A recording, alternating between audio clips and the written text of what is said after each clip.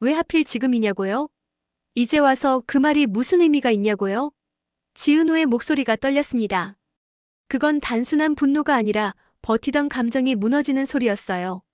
이지혁은 잠시 숨을 고르더니 아주 조용히 말했습니다. 지금이 아니면 다시는 말 못할 것 같아서요. 그 한마디에 공기가 바뀌었습니다. 한때 같은 꿈을 꾸던 두 사람의 시간이 다시 맞닿은 순간이었죠. 본사 신사옥 인테리어는 마무리 단계에 접어들고 있었는데요. 지은호가 책임진 공간은 완벽했습니다.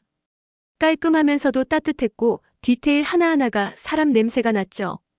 하지만 사람들의 시선은 여전히 차가웠습니다. 대표실의 한옥 분위기. 은호 팀장 취향 아니야? 지혁이랑 은호 예전부터 뭔가 있었대. 익명 게시판의 말들이 또다시 퍼지고 있었어요. 지은호는 애써 무시하려 했지만 그 말들은 마치 벽 너머에서도 속삭이는 듯 계속 들렸습니다. 그때마다 머릿속에 지혁의 얼굴이 떠올랐어요. 한옥 좋아하셨잖아요. 그 한마디가 자꾸 마음을 흔들었거든요. 스스로를 다그쳤죠. 괜히 흔들리지 마. 그 사람은 예전에도 지금도 그냥 동업자야. 하지만 이상하게 그 다짐은 오래가지 않았습니다. 사람의 마음은 생각처럼 정리가 안 되니까요. 박성재는 이 사태를 말없이 지켜보고 있었습니다. 그는 은호를 오래 지켜봤고 누구보다 잘 알고 있었어요.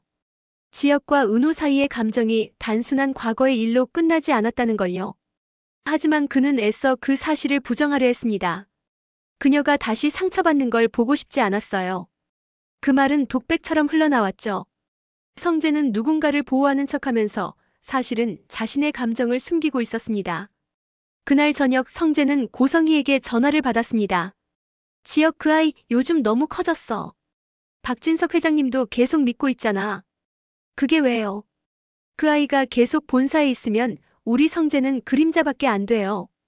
고성희의 목소리는 부드러웠지만 그 속엔 명확한 의도가 숨어 있었죠. 지혁을 끌어내리겠다는 욕망이었습니다. 성재는 아무 말도 하지 않았습니다. 그는 어머니의 욕망이 자신에게도 독이 된다는 걸 알고 있었거든요. 며칠 뒤 예상치 못한 인물이 지혁의 사무실을 찾았습니다. 지은호의 동생 지강호였어요. 형, 잠깐 시간 있어요? 지혁은 미소를 지었습니다. 오랜만이네. 무슨 일이야? 지강호는 주먹을 꼭 쥔 채 말을 꺼냈어요. 내가 그때 형 노트북 건드렸어요. 도면 수정한 사람 나예요. 지혁은 잠시 말을 잃었습니다. 지강호는 눈을 피하며 계속 말했죠. 누나가 자꾸 힘들어했어요. 회사에서 소문도 돌고 형이랑 일 얽히는 것도 싫어했어요. 그래서 그냥 한 번쯤 떨어져야 둘 다 편할 거라 생각했어요.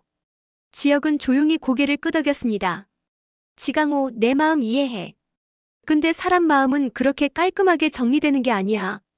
지강호는 울컥한 목소리로 대답했습니다. 그래도 형은 알잖아요. 누나한테 아직 마음 있는 거. 그 말에 지혁은 아무 대답도 하지 않았어요. 오히려 그 침묵이 모든 걸 증명하는 것 같았습니다. 그날 밤 지은호는 퇴근길에 본사 옥상으로 올라갔습니다. 서울의 불빛이 멀리 반짝였지만 마음은 더 어두웠어요. 휴대폰 화면엔 지혁의 이름이 떠 있었고 몇 번이나 통화 버튼을 눌렀다가 결국 취소했습니다. 이제 와서 무슨 말을 한들 바뀔 게 있을까? 그런데 그때 뒤에서 익숙한 목소리가 들렸습니다. 그 번호 누르지 말아요. 지혁이었어요. 그는 조용히 다가와 말했습니다. 내가 먼저 왔으니까. 지은호는 놀라며 그를 바라봤습니다. 이 시간에 여긴 왜 선배 올 줄 알았어요? 여긴 예전에도 자주 올라왔잖아요. 지혁의 말에 은호는 한숨을 내쉬었어요. 그런 거 다 기억하지 말랬잖아요. 그랬죠. 근데 안 되더라고요. 잠시 정적이 흘렀습니다. 그 공기 속엔 아직 정리되지 못한 감정이 너무 많았거든요. 지혁이 입을 열었습니다. 다시 시작하면 안 될까요? 은호는 잠시 그를 바라보다 고개를 저었습니다. 지혁 씨, 난 이제 용기 없어요. 지혁은 미소를 지었습니다. 그럼 내가 대신 낼게요. 용기. 그 무렵 김다정은 아들 이지혁의 변화를 눈치채고 있었습니다. 요즘 표정이 좀 달라졌더라. 일 때문은 아니지. 지혁은 웃으며 대답했어요. 엄마는 여전히 눈치 빠르시네요. 그게 엄만데. 지은호 씨랑 일 잘 풀리고 있는 거야? 지혁은 잠시 머뭇하다 고개를 끄덕였죠. 풀리고 있는 건지 더 꼬이는 건지 모르겠어요. 김다정은 손을 뻗어 아들의 손을 잡았습니다. 사람 마음이란 게 그래. 풀리려면 일단 매듭을 인정해야 해. 그게 용기야. 그 말은 지혁의 마음에 오래 남았습니다. 그가 다시 시작할 용기를 떠올리게 된 계기였죠. 며칠 후 박성재의 비서가 이상한 메일을 발견했습니다. 보낸 사람은 익명, 제목은 지은호 관련 내역. 메일엔 신사옥 자재 납품 명세서가 첨부되어 있었고 거기엔 고성의 대표실 특수 주문 개인결 재건이라는 문구가 있었어요.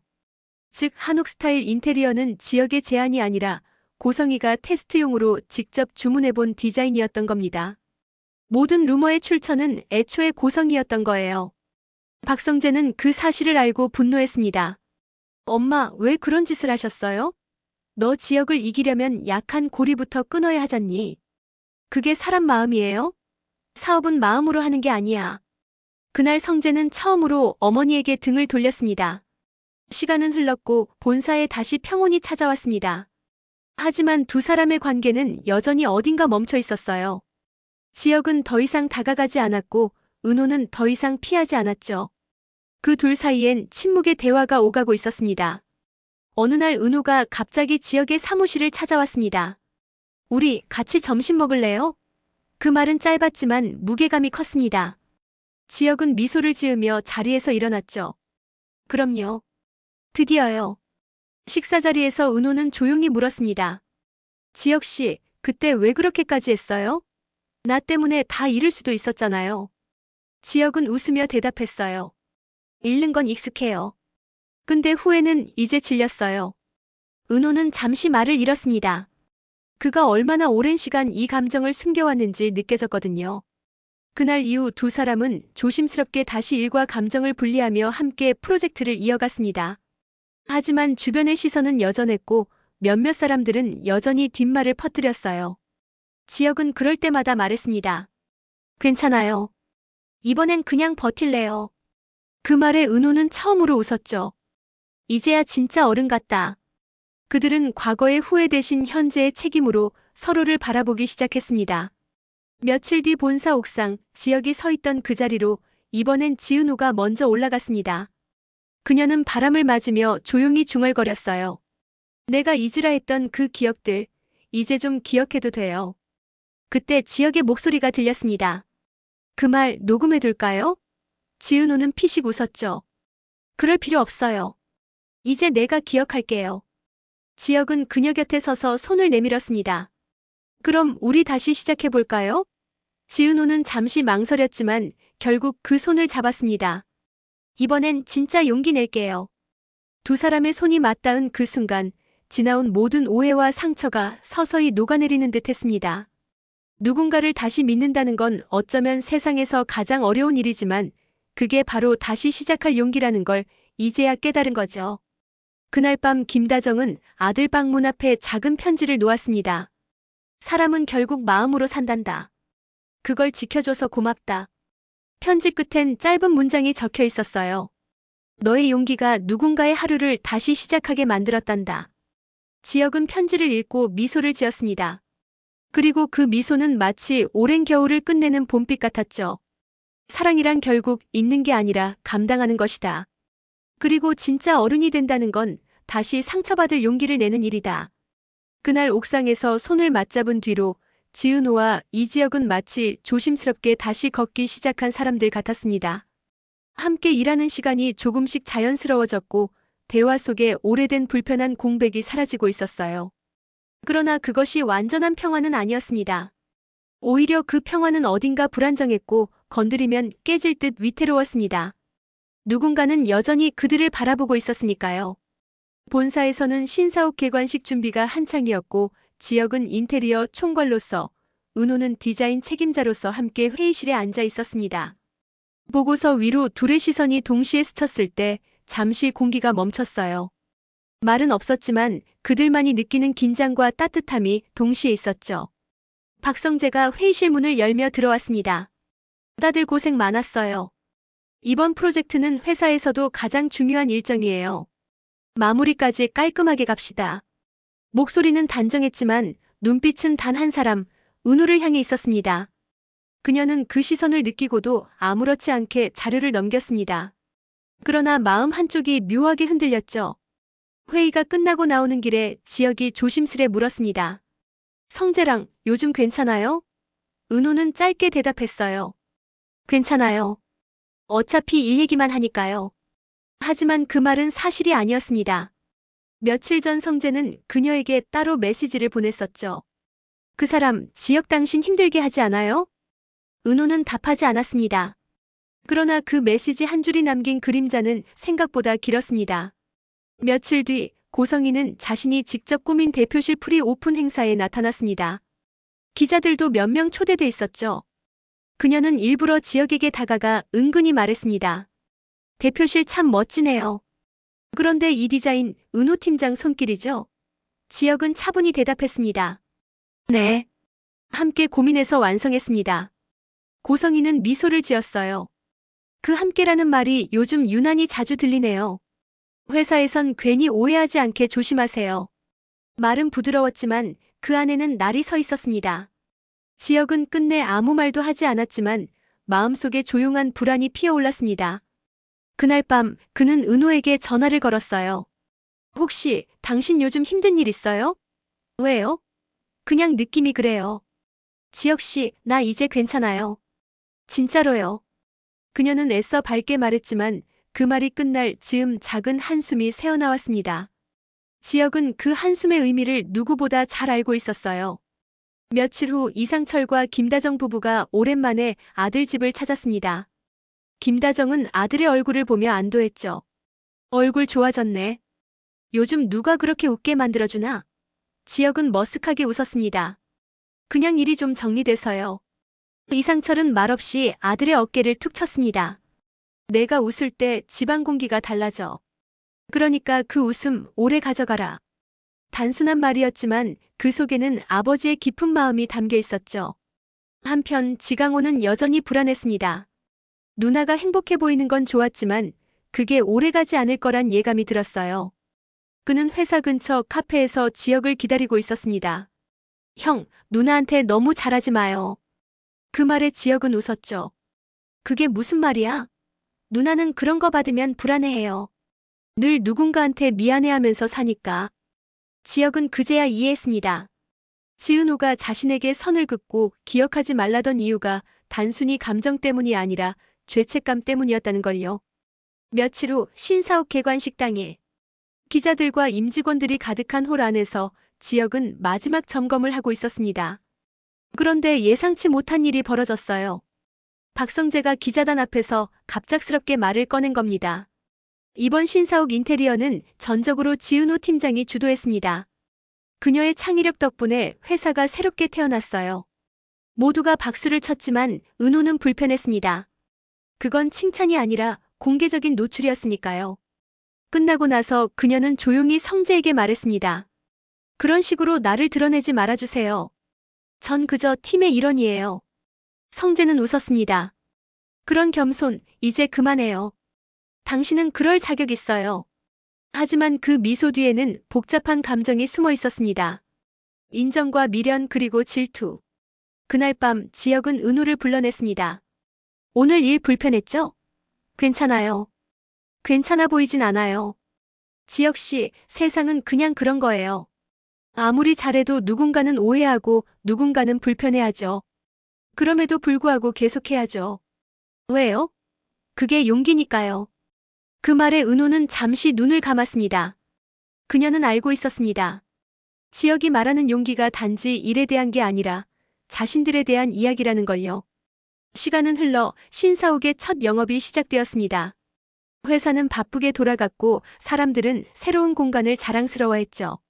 하지만 내부에서는 또 다른 변화가 일어나고 있었습니다. 박진석 회장이 건강 이상으로 잠시 경영 일선에서 물러났고 박성재가 임시대표로 선임되면서 분위기가 급격히 바뀐 겁니다. 성재는 더 이상 부드럽지 않았습니다. 냉정하고 정확했죠. 회의 중엔 늘 팽팽한 긴장감이 돌았습니다. 어느 날 그는 은호에게 말했다. 지혁은 이제 본사 프로젝트에서 손 떼야 할지도 몰라요. 이해하시죠? 왜요? 이유는 충분하죠. 감정이 개입된 판단이 많으니까요. 은호는 그 말에 숨이 막혔습니다. 지혁 씨는 누구보다 일을 잘해요. 그건 나도 알아요. 하지만 회사가 원하는 건 효율이지 감정의 역사책이 아니잖아요.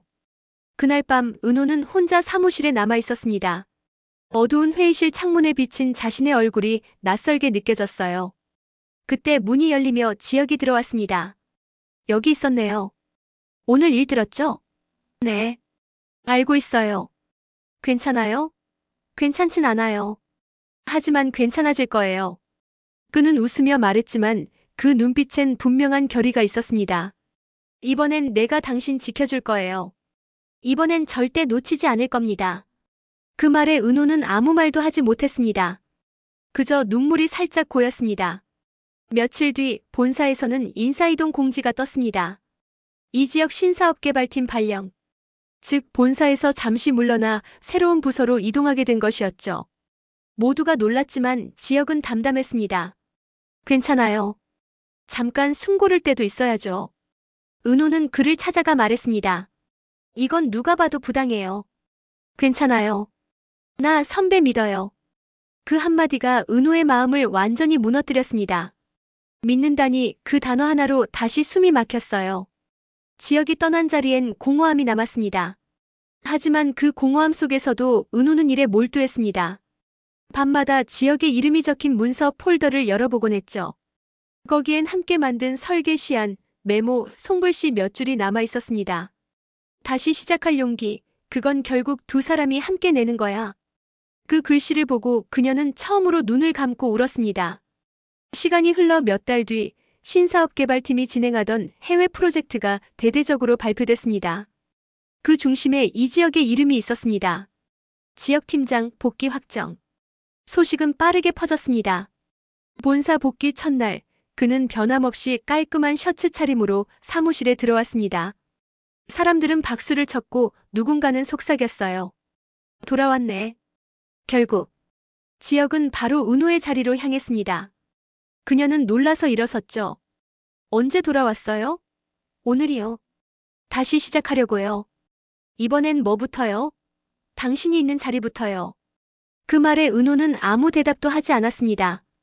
대신 천천히 미소를 지었죠. 그 미소엔 지난 시간의 모든 고통과 후회, 그리고 다시 시작하려는 용기가 담겨 있었어요. 그날 저녁 두 사람은 퇴근 후 다시 그 옥상으로 올라갔습니다. 처음 손을 잡았던 그 자리. 바람이 차가웠지만 마음은 따뜻했습니다. 지혁이 조용히 말했어요. 선배, 나 사실 무서웠어요. 다시 시작하면 또 무너질까봐. 나도요. 근데 이제 알아요. 무너지는 게 끝은 아니더라고요. 그럼 이제 어디까지 갈까요? 끝까지요. 그 순간 아래로 보이는 서울의 불빛이 유난히 반짝였습니다. 그건 마치 오래 기다린 사람들에게 주는 작은 축복 같았죠. 그리고 그 아래에서는 또 다른 인물들이 움직이고 있었습니다. 고성희는 여전히 무언가를 꾸미고 있었고 박성재는 점점 더 차갑게 변해가고 있었습니다. 하지만 그건 또 다른 화려한 날들의 시작이었어요. 사랑은 그렇게 단순히 끝나지 않았습니다. 때로는 무너지고 때로는 버티며 때로는 다시 시작하는 과정 속에서 사람들은 어른이 되어갔습니다. 그리고 그 어른들의 세계는 이전보다 훨씬 진심이었죠. 지혁은 어느 날 이런 말을 했습니다. 사랑이란 결국 함께 버티는 기술 같아요. 은호는 대답했습니다. 그럼 우리 버티는 법 잊지 말아요.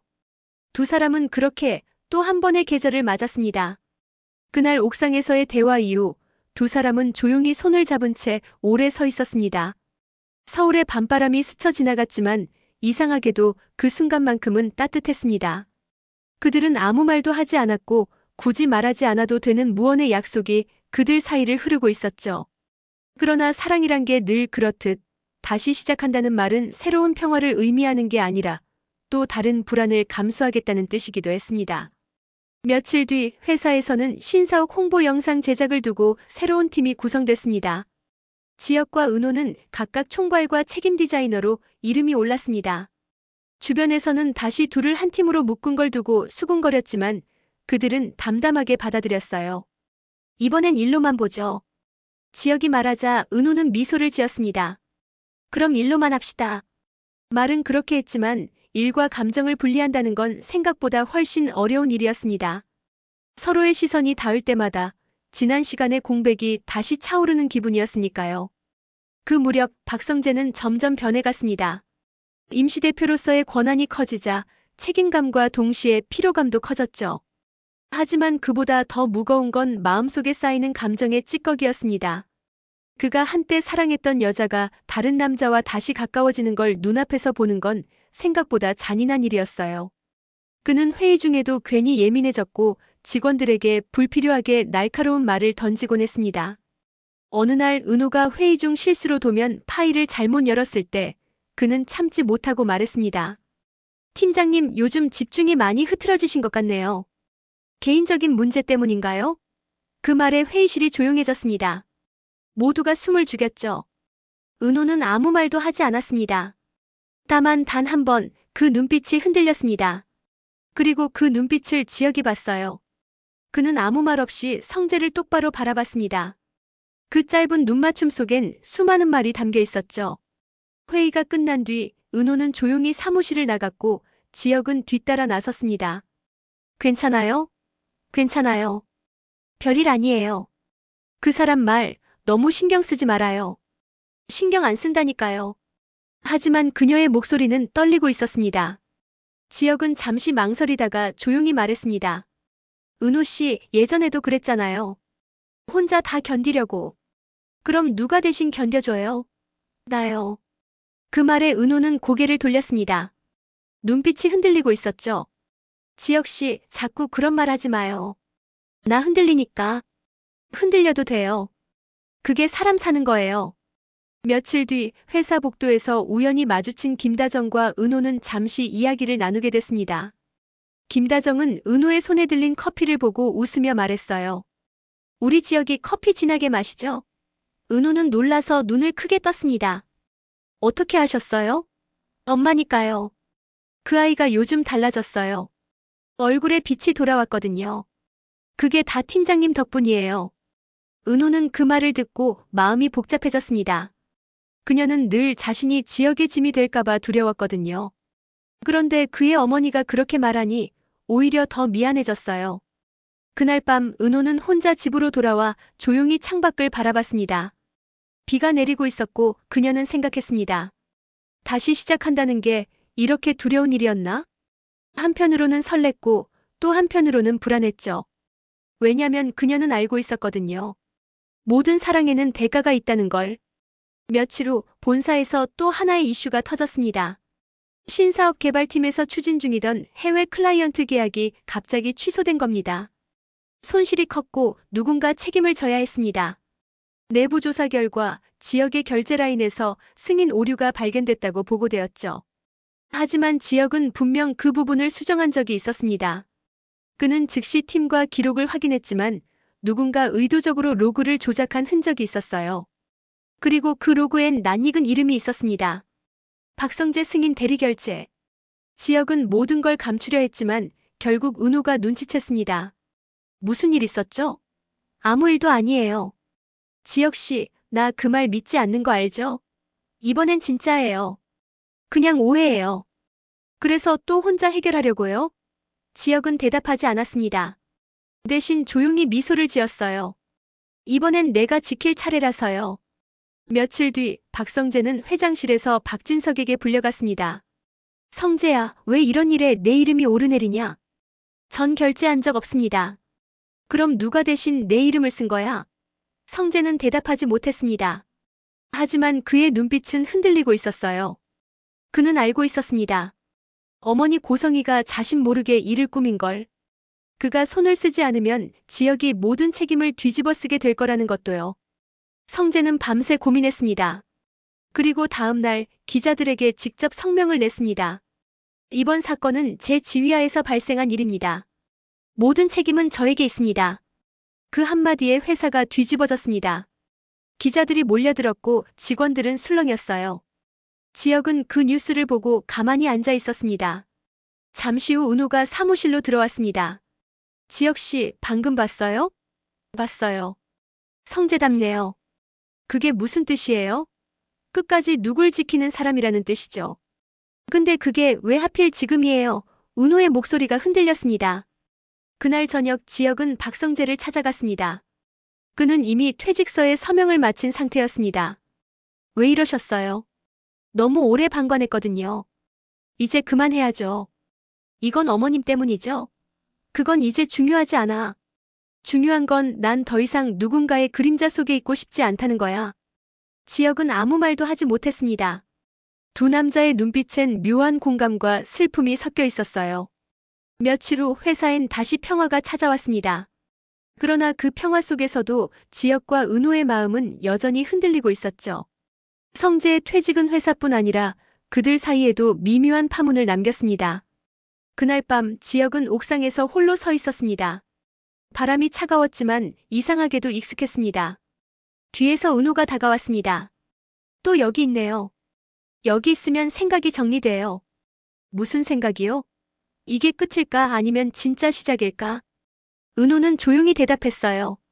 끝이든 시작이든 이번엔 같이 가요. 그 말에 지혁은 잠시 침묵하다가 천천히 고개를 끄덕였습니다.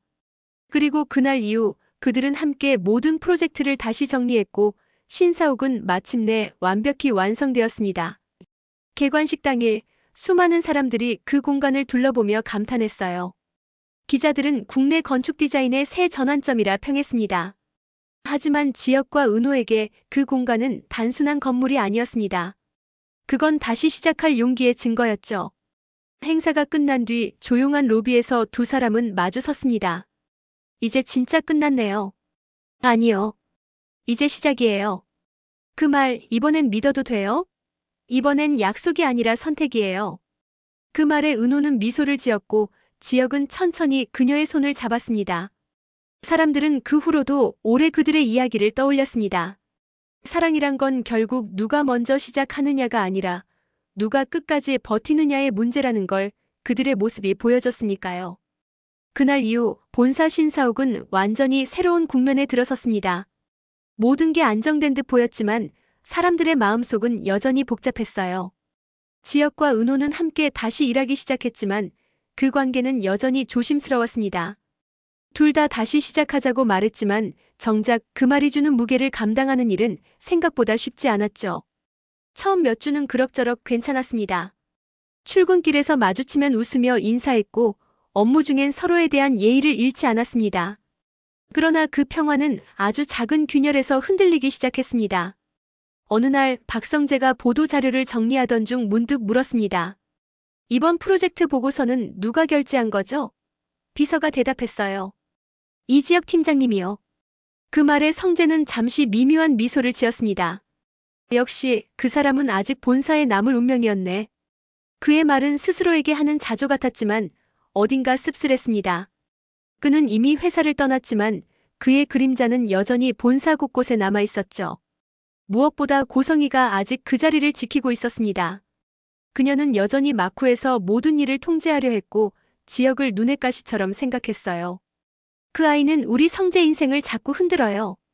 그녀는 한숨을 쉬며 말했다. 이젠 끝냈으면 좋겠는데. 비서가 조심스레 물었습니다. 그럼 조치를 취할까요? 그녀는 천천히 고개를 끄덕였습니다. 흔들리는 건 지역이 아니라 그 옆에 여자일지도 몰라요. 며칠 뒤 본사 게시판에 익명으로 이상한 글이 올라왔습니다. 신사옥 공사 중 일부 자재 결함 은폐 의혹. 처음엔 아무도 신경 쓰지 않았지만 글에는 구체적인 금액과 날짜, 담당자 이름이 적혀 있었습니다. 담당자는 바로 지은호 팀장. 사람들은 다시 웅성거리기 시작했습니다. 또 은호야? 이번엔 진짜 뭔가 있는 거 아니야? 익명이라는 가면 뒤에서 날아드는 말들은 은호를 점점 무너뜨렸습니다. 지혁은 그 사실을 알고 바로 은호에게 달려갔습니다. 그녀는 이미 사무실 한켠에서 자료를 정리하며 눈이 빨갛게 달아올라 있었습니다. 지혁 씨, 나 진짜 아니에요. 알아요. 나도 알아요. 근데 지금은 증거를 찾아야죠. 증거요? 익명으로 쓴 사람, 반드시 흔적 남겼을 거예요. 그는 밤새 서버 로그를 추적했습니다. 새벽 3시쯤 그는 한 개의 비정상 접속 기록을 발견했어요. 아이디는 HSH1. 누가 봐도 고성희의 약자였습니다. 지역은 숨을 고르며 모니터를 바라봤어요. 이제야 판이 보이네요. 다음 날 그는 조용히 박성재를 찾아갔습니다. 혹시 어머니 일에 대해 알고 계셨나요? 성재는 잠시 멍하니 그를 보다가 고개를 떨궜습니다. 또 무슨 짓을 하신 거죠? 은호 팀장 명의로 자재 결함 누락 보고서를 올렸습니다. 명백한 조작이에요. 그걸 왜? 아마 당신을 다시 본사에서 끌어내려 하셨겠죠. 성재는 그 자리에서 한동안 말이 없었습니다. 그리고 결국 말했습니다. 이제 내가 정리할게요. 더 이상 어머니를 방치하면 안 되겠어요. 그날 밤 성재는 고성희에게 찾아가 조용히 말을 꺼냈습니다. 엄마, 이제 그만해요. 무슨 말이야? 그 사람들 그냥 두세요. 성재야, 넌 아직 세상이 얼마나 잔인한지 몰라. 사람은 먼저 치지 않으면 밟히는 거야. 그런 세상이라면 나 이제 안 살래요. 그의 목소리는 단호했습니다. 고성희는 그 말을 듣고 처음으로 당황한 듯 했어요. 며칠 뒤 본사 감사팀이 익명글 관련 조사를 공식적으로 시작했습니다. 증거 파일이 내부 시스템에서 발견됐고 담당자의 계정이 HSH1로 확인되자 분위기가 뒤집혔습니다. 기자들이 몰려들었고 회사는 혼란에 빠졌어요. 하지만 지역과 은호는 이번엔 도망치지 않았습니다. 그들은 끝까지 모든 사실을 정리해 회장에게 보고했습니다. 박진석 회장은 분노했지만 동시에 한동안 아무 말도 하지 않았습니다. 고성혜 씨, 그대는 내 곁에 오래 있었지만 지금 이 자리엔 있을 수 없겠소. 짧은 한마디였습니다. 그렇게 고성희는 결국 회사를 떠났습니다. 그 일 이후 박성재는 더 이상 본사에 돌아오지 않았습니다. 그는 잠시 외국으로 떠났고 사람들 사이에서 그의 이름은 서서히 잊혀졌습니다. 하지만 지역과 은호는 달랐습니다. 이번 사건을 통해 두 사람은 서로를 완전히 이해하게 되었죠. 단순한 감정이 아니라 같은 방향을 향해 나아가는 동료로서, 그리고 인생의 한 편을 나누는 사람으로서. 한 달 뒤 지역은 은호에게 조용히 말했습니다. 선배, 이제 우리 진짜 같이 가요. 어디로요? 내가 새로 맡게 된 디자인 자회사요. 독립법인이라 자유롭게 할 수 있어요. 그럼 나도 같이 가도 돼요? 같이 가야죠. 이번엔 내가 아닌 우리가 만드는 공간이니까. 그렇게 두 사람은 새 회사를 함께 꾸렸습니다. 이름은 소하. 밝을 소 여름하. 어두움을 지나 따뜻한 계절로 나아가겠다는 의미였죠. 그 회사는 크지 않았지만 모든 직원이 서로를 신뢰했고 공기엔 진심이 있었습니다. 가끔은 퇴근 후 늦은 시간까지 디자인 도면을 붙잡고 이야기했어요. 지역 씨, 나한텐 아직도 어려워요. 뭐가요? 사랑이요. 자꾸 두렵고 또 잃을까봐 겁나요. 그럼 겁내요. 괜찮아요. 겁내면서도 나한테 오면 되잖아요. 그 말에 은호는 처음으로 아무 방어 없이 웃었습니다. 시간은 그렇게 흘렀습니다. 어느새 1년이 지났고 소아는 작은 성공을 이루었어요. 그들의 디자인은 사람 냄새가 나는 공간으로 유명해졌고 본사에서도 다시 협력 제안을 보내왔습니다. 하지만 지역은 조용히 거절했죠. 이제 우리 길은 따로예요. 그 한마디에는 수많은 의미가 담겨 있었습니다. 그 무렵 지역의 어머니 김다정이 갑작스러운 건강 이상으로 병원에 입원했습니다. 은호는 하루도 빠지지 않고 병문안을 갔습니다. 김다정은 그녀의 손을 꼭 잡으며 말했습니다. 내가 있어서 다행이야. 내 아들, 이제야 진짜 웃더라. 은호는 눈시울이 붉어졌습니다. 저도요. 지역 씨가 있어서 다행이에요. 어느 날 밤 병실 창문 밖으로 눈이 내리고 있었습니다. 김다정은 조용히 중얼거렸죠. 사람이 진짜 어른이 되는 순간은 용서를 배우는 때래요. 그 말은 은호의 가슴에 오래 남았습니다. 며칠 뒤 김다정은 퇴원했고 집으로 돌아왔습니다. 그날 저녁 가족들이 모두 모여 식사를 했습니다. 이상철, 김다정, 지역 그리고 놀랍게도 초대된 한 명, 바로 지은호. 처음엔 어색했지만 이상철이 말했습니다. 다른 건 몰라도 우리 아들이 웃을 수 있게 해준 사람이라면 그걸로 충분해요. 그 한마디에 분위기가 부드러워졌습니다. 그날 이후 지역과 은호는 서로의 삶에 완전히 녹아들기 시작했습니다. 더 이상 숨기거나 피하지 않았어요.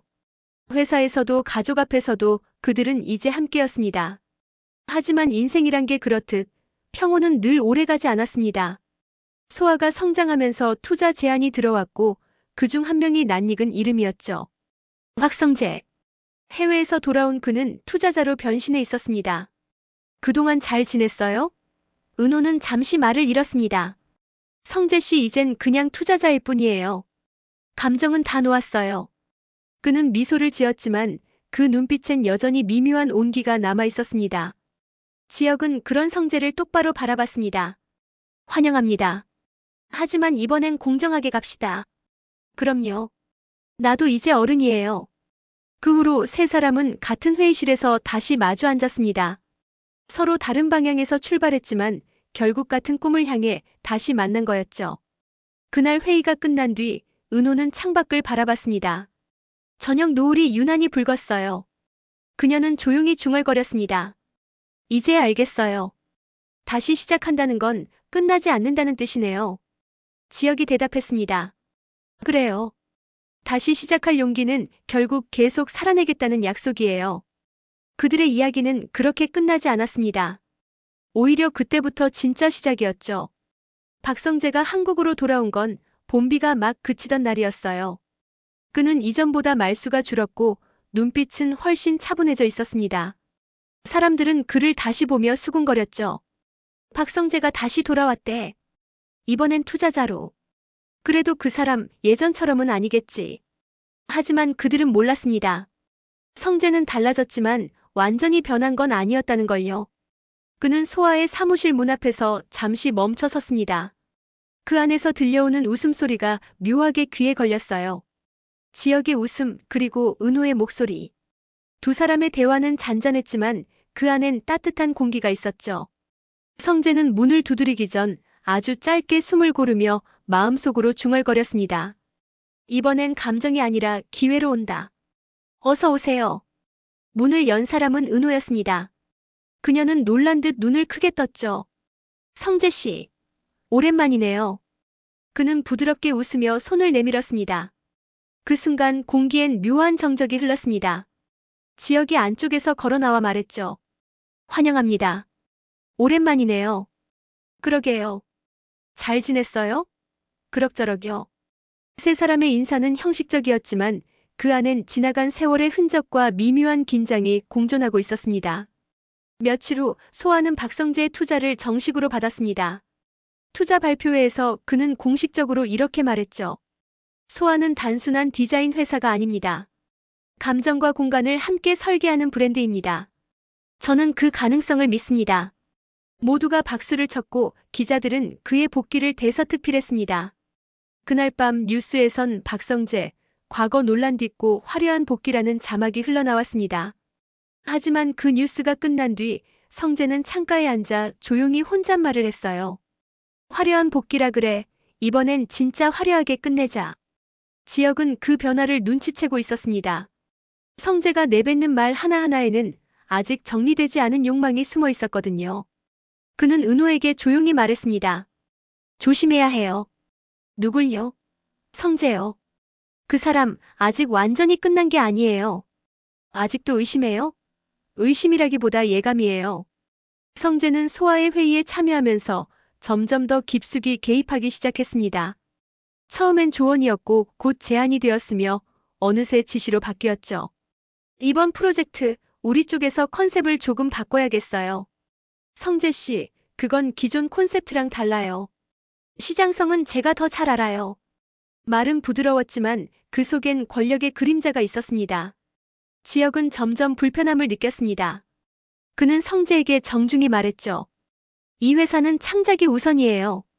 시장보다 마음을 먼저 읽는 게 저희 철학입니다. 그 철학 좋죠. 근데 그 철학이 늘 성공을 보장하진 않아요. 성공보다 중요한 게 있어요. 그게 사랑인가요? 성재의 말에 공기가 멈췄습니다. 그 말은 분명 도발이었죠. 은호가 조용히 중재했습니다. 두 분 다 그만해요. 일 얘기잖아요. 하지만 그날 밤 은호는 잠을 이루지 못했습니다. 성재의 말 속엔 분명 다른 뜻이 있었으니까요. 그게 사랑인가요? 그는 왜 그런 말을 했을까? 왜 굳이 그 단어를 꺼냈을까? 며칠 후 소아는 대형 클라이언트의 프로젝트를 따냈습니다. 그건 본사보다 큰 건설사였고 지역의 이름을 걸고 진행되는 첫 대규모 작업이었어요. 모두가 긴장했지만 동시에 설렜습니다. 그런데 이상하게도 계약 직전 회사 내부 기밀이 외부로 유출됐다는 소문이 돌았습니다. 누가 설계 도면을 경쟁사에 넘겼다는 거였죠. 지역은 즉시 보안 로그를 확인했습니다. 이번에도 어딘가 낯익은 패턴이 보였습니다. 외부 접속 기록이 박성재의 서브 계정에서 발견된 겁니다. 그는 말없이 모니터를 바라보다가 조용히 중얼거렸습니다. 역시 아직도. 지역은 직접 성재를 찾아갔습니다. 이건 뭡니까? 노트북을 보여주며 물었죠. 성재는 표정 하나 바꾸지 않았습니다. 그거? 단순히 파일 확인이었어요. 투자자로서 진행 상황 정도는 봐야죠. 파일엔 계약 전 비공개 도면이 들어있었어요. 그럼 보안이 허술했던 거겠죠. 박성재 씨. 지역의 목소리가 낮게 깔렸습니다. 이번엔 그냥 넘어가지 않을 겁니다. 성재는 미소를 지었습니다. 그럼 증명해보세요. 언제나 당신은 증거로만 싸우니까. 그날 밤 지역은 회사 회의실에서 혼자 앉아 있었습니다. 그의 눈빛은 흔들리지 않았지만 어딘가 피로가 묻어 있었습니다. 그때 문이 열리고 은호가 들어왔습니다. 또 혼자예요? 네. 지역 씨, 이번엔 그냥 넘어가요. 그럴 수 없어요. 또 똑같은 일이 반복되잖아요. 그래도 이번엔 다르잖아요. 우리잖아요. 그 말에 지역은 잠시 눈을 감았습니다. 그게 더 무섭네요. 우리라는 게. 며칠 뒤 사내 감사가 시작되었습니다. 외부 업체가 소아의 파일을 어떻게 입수했는지 조사하던 중 놀라운 사실이 밝혀졌어요. 파일이 유출된 시점, 누군가 내부 서버를 수동으로 백업하고 있었다는 겁니다. 그 사람은 은호의 후배 디자이너였습니다. 하지만 그가 한 달 전부터 박성재의 개인 컨설팅 일을 겸하고 있었다는 사실이 드러났죠. 결국 모든 퍼즐이 맞춰졌습니다. 성재는 직접 유출을 지시하지 않았지만 정보를 전달받은 건 명백했어요. 그는 몰랐다고 말했지만 아무도 믿지 않았습니다. 기자들이 몰려들었고 또다시 뉴스엔 그의 이름이 오르내렸습니다. 투자자 박성재, 자료 유출 의혹. 그날 밤 지역은 성재를 찾아갔습니다. 폭우가 내리는 밤이었어요. 왜 그랬어요? 이건 오해예요. 오해요? 그럼 왜 또 이름이 나왔어요? 세상은 오해로 굴러가요. 그만 좀 도망치세요. 너도 똑같잖아. 늘 정의로운 척하지만 결국 너도 누군가 잃기 싫어서 싸우는 거잖아. 그 말에 지역은 잠시 멈췄습니다. 그리고 조용히 대답했죠. 그래요. 나도 잃기 싫어요. 하지만 그게 누군가의 밟힌자리 위에서라면 그건 승리가 아니에요. 폭우가 내리는 창가에 두 남자는 그렇게 서 있었습니다. 말보다 더 많은 게 오가는 순간이었죠. 성재는 한참을 바라보다가 고개를 숙였습니다. 이상하게 질투가 이렇게 오래 갈 줄 몰랐어요. 그 말엔 후회가 묻어 있었습니다. 며칠 후 그는 모든 직책에서 사퇴했습니다. 기자회견에서 그는 짧게 말했죠. 저는 제 욕망을 통제하지 못했습니다. 이젠 쉬고 싶습니다. 그 말 뒤로 그의 목소리는 떨리고 있었습니다. 그로부터 한 달 뒤 은호는 박성재의 연락을 받았습니다. 커피 한 잔만요. 망설이다가 나갔습니다. 그는 예전보다 많이 수척해 보였지만 표정만은 이상하게 편안했습니다. 지금은 행복하죠? 네. 덕분에요. 그럼 됐어요. 잠시 침묵이 흐른 뒤 그는 미소를 지으며 말했어요. 지역한테 전해주세요. 그때 내가 졌던 건 싸움이 아니라 마음이었다고. 그 말이 마지막이었습니다. 그는 그날 이후 조용히 회사를 떠났고 누구도 그의 행방을 알지 못했습니다. 지역과 은호는 그 소식을 듣고 한동안 아무 말도 하지 않았습니다. 저녁이 되고 사무실 불이 꺼질 때까지 둘은 말없이 앉아 있었습니다. 은호가 먼저 입을 열었어요. 우린 왜 이렇게 많은 걸 잃고서야 서로를 지키는 걸까요? 아마 그게 어른이 되는 과정이라서요. 근데 나 아직도 무서워요. 괜찮아요. 나도요. 그날 밤 두 사람은 다시 옥상에 올랐습니다. 비가 막 그친 하늘 아래 도시 불빛이 유난히 선명했어요. 은호가 조용히 물었습니다. 이제 끝난 걸까요? 아니요. 끝난 건 없어요.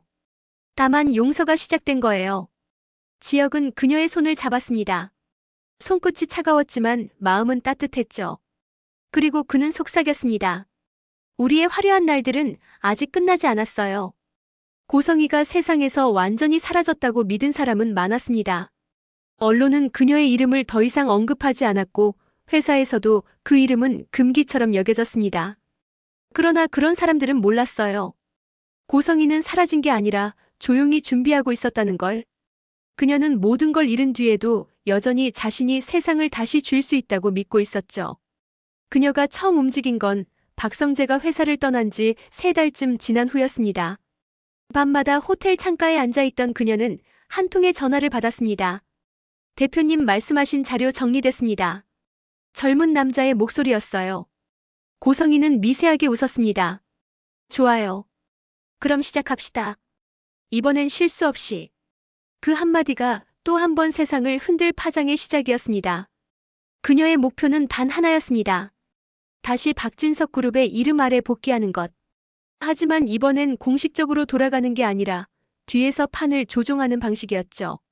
그리고 그 판에는 그녀가 한때 버리다시피 했던 사람 하나가 필요했습니다. 바로 지은호. 그녀는 오래전부터 알고 있었습니다. 지은호가 사람들의 신뢰를 얻는 데 탁월하다는 걸. 동시에 감정에 약하다는 것도. 그녀는 그 점을 이용하려 했습니다. 어느 날 은호 앞으로 한 통의 메일이 도착했습니다. 발신인은 익명, 제목은 진실을 알고 계신가요? 메일에는 오래된 사진 몇 장이 첨부되어 있었어요. 사진 속엔 과거 본사 공사 도면 회의 중 찍힌 장면들이 있었고 그 중 한 장엔 박성재 대리결제 문서가 명확히 찍혀 있었습니다. 이건 뭐지? 은호는 사진을 확대하다가 숨이 막혔습니다. 그 서류에는 고성이의 결제 도장이 함께 찍혀 있었거든요. 그리고 마지막 사진엔 짧은 문장이 적혀 있었습니다. 당신이 모르는 진짜 조작의 시작은 지역이었다. 처음엔 믿지 않았습니다. 하지만 메일은 점점 구체적인 증거와 함께 날아들었어요. 회사 서버 로그, IP 추적표, 그리고 익명 내부 보고서라는 제목의 PDF. 거기엔 이렇게 적혀 있었습니다. 지역팀장은 본사 내부 자료 유출 당시 감사 전 서버 접근 권한을 가진 유일한 관리자였다. 은호의 손이 떨렸습니다. 믿고 싶지 않았지만 머릿속엔 지난 기억들이 번쩍였어요. 성재씨 사건 때 지역씨가 모든 걸 너무 빨리 알아냈었지. 그때의 직감이 스멀스멀 되살아났습니다. 그러나 동시에 마음속에선 이렇게 속삭였죠. 아니야. 그럴 리 없어. 그 사람은 그런 짓 안 해. 며칠 동안 은호는 지역에게 아무 말도 하지 못했습니다. 그러던 어느 밤 퇴근길에 그와 마주쳤습니다. 요즘 무슨 일 있어요? 지역이 물었죠. 없어요. 그냥 조금 피곤해서요. 그래요? 그럼 저녁 같이 먹어요. 요즘 밥도 잘 못 먹잖아요. 지역씨 그녀는 잠시 망설이다가 물었습니다. 혹시 본사 서버 접근권 그때 정말 없었어요? 지역은 잠시 말을 멈췄습니다. 갑자기 그건 왜 물어요? 그냥 확인하고 싶어서요. 그땐 있었죠. 근데 이미 말했잖아요. 감사 때 다 넘겼다고. 그럼 감사 전에 뭔가 수정한 적은요? 그때 지역의 표정이 굳었습니다. 누가 그런 말 했어요? 아무도요. 그냥 들었어요. 누구한테? 그게 중요해요? 중요하죠. 나를 의심하는 사람이라면. 공기가 얼어붙었습니다. 은호는 그 자리에서 아무 말도 하지 못했어요. 지역은 조용히 숨을 내쉬며 말했습니다. 혹시 그 메일 당신한테도 갔군요. 뭐라고요? 그거 성희 대표가 보낸 거예요. 확실해요? 그 사람 스타일이잖아요. 누군가를 무너뜨릴 때 직접 공격하진 않죠. 대신 의심을 심어요. 그날 밤 은호는 잠을 이루지 못했습니다. 머릿속에서 계속 그 말이 맴돌았죠. 의심을 심는다. 정말 그럴까? 하지만 이상하게도 그 의심은 쉽게 사라지지 않았습니다. 그녀는 스스로를 다그쳤어요. 확인만 하자. 진짜인지 아닌지만. 다음 날 은호는 몰래 회사의 서버 기록을 열람했습니다. 지역의 접근 로그는 실제로 존재했어요. 하지만 더 놀라운 건 그 로그의 시간대가 감사 시작 이틀 전으로 찍혀 있었다는 겁니다. 은호의 손끝이 떨렸습니다. 정말 그가? 그날 저녁 그녀는 지역을 불러냈습니다. 솔직히 말해요. 그때 뭘 한 거예요? 내가 말했잖아요. 그건 거짓말하지 마요. 은호의 목소리가 흔들렸습니다. 내가 직접 로그 봤어요. 감사 시작 전에 당신이 서버에 들어갔던 기록. 그건 왜 나한테 말 안 했어요? 왜 나까지 속였어요? 지혁은 잠시 말을 잃었습니다. 그리고 결국 낮게 대답했습니다. 지키고 싶어서요. 뭐리요? 당신이요. 그 말은 너무 단순해서 오히려 잔인했습니다. 그때 본사 내부에서 은호 팀장이 설계도면 바꿨다는 의혹이 퍼졌잖아요. 그래서 내가 먼저 들어가서 로그를 정리했어요. 당신 이름이 더럽혀지지 않게. 은호는 그대로 얼어붙었습니다. 그제야 모든 게 연결됐어요. 왜 그가 그토록 빨리 모든 상황을 파악했고, 왜 감사팀보다 먼저 보고서를 냈는지. 하지만 동시에 분노가 치밀었습니다. 그럼 난 또 보호받은 거네요. 나한테 말도 안 하고. 그땐 그게 최선이었어요. 그게 아니라 그건 선택이에요. 내 삶을 대신 결정한 거라고요. 두 사람의 목소리는 점점 커졌습니다. 서로를 향한 사랑이 이번엔 상처가 되어 돌아왔죠. 결국 은호는 말없이 떠났습니다. 그날 밤 회사 창문 너머로 그녀의 자리엔 불이 꺼져 있었어요. 며칠이 지나도 그녀는 돌아오지 않았습니다. 대신 또 한 통의 메일이 왔습니다. 이번엔 지역 앞으로였죠. 제목은 단 한 줄. 이제 당신 차례입니다. 메일엔 소와 내부 계약서와 수정된 조항들이 첨부되어 있었어요. 누군가 회사의 지분 구조를 교묘히 바꿔놓은 문서였죠. 그건 고성의 명의의 투자 재배정 동의서였습니다. 그녀는 이미 몇 달 전부터 유령 회사를 통해 지분 일부를 사들였던 겁니다. 그리고 지금 그녀는 그걸 무기로 복귀를 선언하려 했어요. 지역은 모든 걸 눈치챘습니다. 결국 돌아왔군요. 그는 단 한 줄의 회신을 보냈습니다. 이 싸움은 이번이 마지막입니다. 며칠 뒤 소와 긴급 주주회의가 열렸습니다. 고성이는 검은 슈트를 입고 나타났습니다. 예전보다 주름이 늘었지만 여전히 눈빛은 날카로웠습니다. 내가 돌아왔다고 놀랐나요? 사람들은 숨을 죽였죠. 지역이 조용히 말했습니다. 이건 불법입니다. 아니요. 서류상으론 완벽하죠. 박성재의 자녀 지분 일부를 정당한 절차로 인수했습니다. 그럼 목적이 뭐죠? 간단해요. 내 아들이 망가진 회사, 내가 다시 일으킬 거예요. 그 말에 지역은 단호히 대답했습니다. 이 회사는 이미 일어나 있어요. 그리고 당신 같은 사람은 필요 없습니다. 고성이는 비웃었습니다. 당신이 뭘 안다고 그래요? 세상은 결국 이기는 사람이 옳은 거예요. 그럼 그 옳음이 얼마나 비어있는지 보여드리죠. 그날 회의는 폭풍 같았어요. 하지만 결과는 예상 밖이었습니다. 회계팀에서 발표한 자료에 따르면 고성이가 보유한 지분은 실제 효력이 없는 서류 위조로 판명되었습니다. 누군가 그녀의 서류에 조작 흔적을 남긴 거였죠. 그리고 그 누군가는 뜻밖에도 박성재였습니다. 며칠 전 그는 해외에서 한 통의 이메일을 보냈습니다. 엄마, 제발 멈춰요. 이번엔 당신이 아니라 나예요. 내가 이 회사를 진짜로 끝내야겠어요. 결국 고성이는 또다시 모든 걸 잃었습니다. 회의장 밖으로 나가던 그녀의 뒷모습은 더 이상 위험이 없었습니다. 그날 이후 그녀는 공식적으로 경영계에서 퇴출되었고 언론은 마지막 카드 실패라며 조롱했죠. 하지만 지역은 그 소식을 듣고도 전혀 기뻐하지 않았습니다. 그는 단지 말했습니다. 이런 식의 승리는 아무 의미 없어요. 며칠 후 그는 은호를 찾아갔습니다. 오랜만에 마주한 그녀는 여전히 차분했어요. 이제 끝났어요. 그렇겠죠. 미안해요. 내가 또 당신을 상처 줬어요. 아니요. 이번엔 저도 달라졌어요. 예전 같으면 도망쳤을 텐데 이번엔 기다렸어요. 왜요? 이게 사랑이니까요. 그날 밤 두 사람은 다시 옥상에 올랐습니다. 오랜 시간 수많은 폭풍이 지나간 자리였죠. 하늘엔 별이 떠 있었고 도시의 불빛이 잔잔히 흔들렸습니다. 은호가 말했습니다. 이제 우리 진짜 평범하게 살아요. 평범하게요? 그래요. 싸우지 말고 증명하지 말고 그냥 함께해요. 지역은 미소를 지었습니다. 그게 제일 어려운 일일지도 모르겠네요. 그러면 또 같이 배워요. 그들의 손이 맞닿은 그 순간 모든 상처가 조용히 가라앉았습니다. 세상이 화려하지 않아도 그들의 날들은 여전히 빛나고 있었죠. 그리고 멀리 한 병실 창가에 앉아있는 고성이가 있었습니다. 그녀는 작은 병원복을 입고 창밖을 보고 있었죠. 손에는 오래된 사진 한 장이 쥐어져 있었습니다. 사진 속엔 젊은 시절의 자신과 어린 박성재가 웃고 있었습니다. 그녀는 처음으로 미소를 지었습니다. 그래, 이게 진짜 화려한 날들이었네. 그 말과 함께 창밖으로 햇살이 스며들었습니다.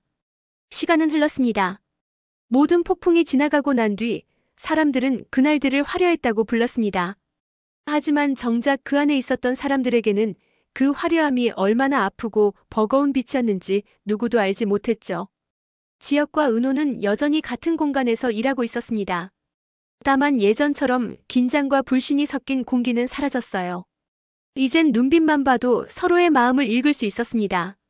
지혁은 말수가 줄었고 은호는 그 침묵 속에서도 위로를 찾았습니다. 오늘은 커피 진하게 마실래요? 오늘은 그냥 따뜻하게요. 그들의 대화는 짧았지만 그 안엔 수많은 감정이 오갔습니다. 지혁은 어느새 사람들의 중심에서 벗어나 있었습니다. 그는 더 이상 세상을 증명하려 하지 않았어요. 대신 자신이 만든 작은 공간, 소아의 회의실에서 젊은 디자이너들의 고민을 들어주는 일을 즐겼습니다. 아이디어가 막히면 사람을 생각해요. 우리가 만드는 건 공간이 아니라 그 사람의 하루니까요. 그의 말에 직원들은 고개를 끄덕였죠. 그 말이 지역답다고 모두가 입을 모았습니다. 은호는 여전히 감정에 솔직했습니다. 때로는 눈물이 많았고 때로는 웃음이 많았습니다. 그녀는 여전히 상처를 안고 있었지만 이젠 그 상처를 숨기지 않았어요. 상처가 없는 사람은 디자인도 사랑도 못해요.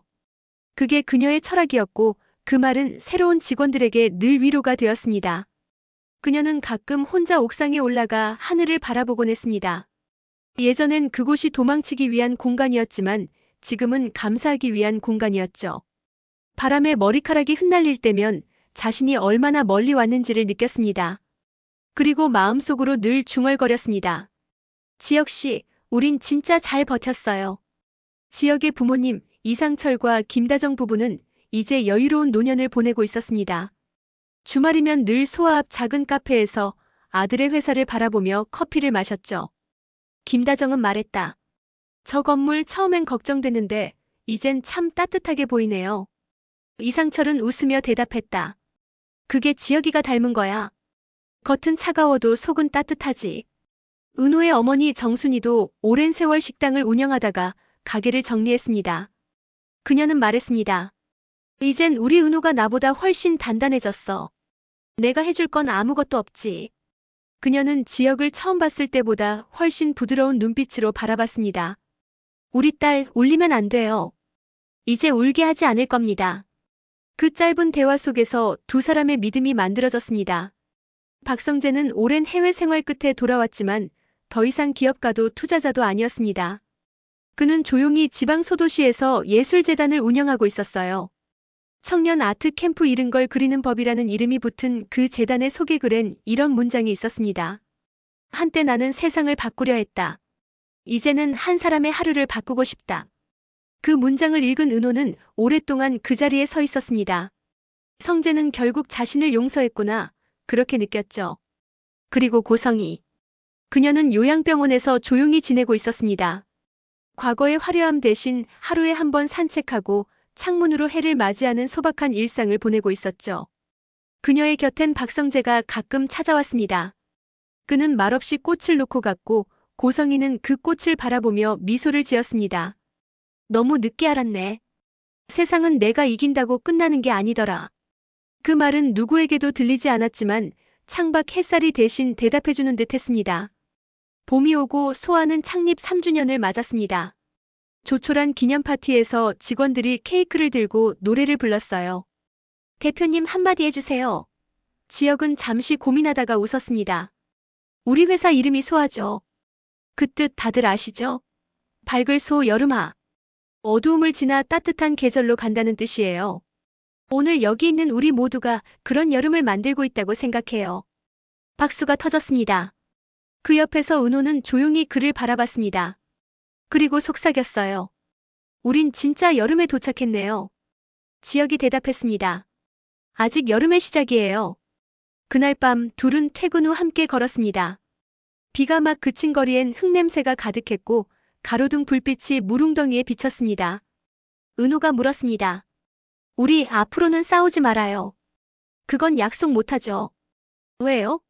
싸워야 다시 화해하잖아요. 그게 우리니까. 그녀는 웃었고 그는 그 웃음을 바라봤습니다.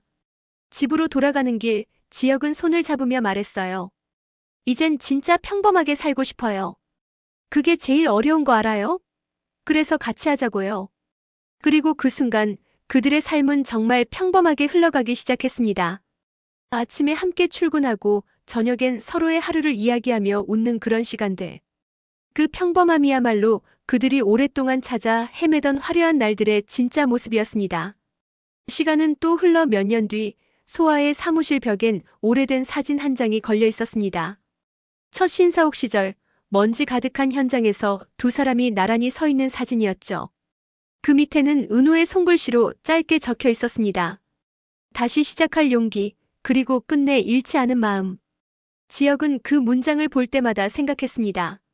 사람의 인생이란 결국 반복되는 시작의 연속이라고.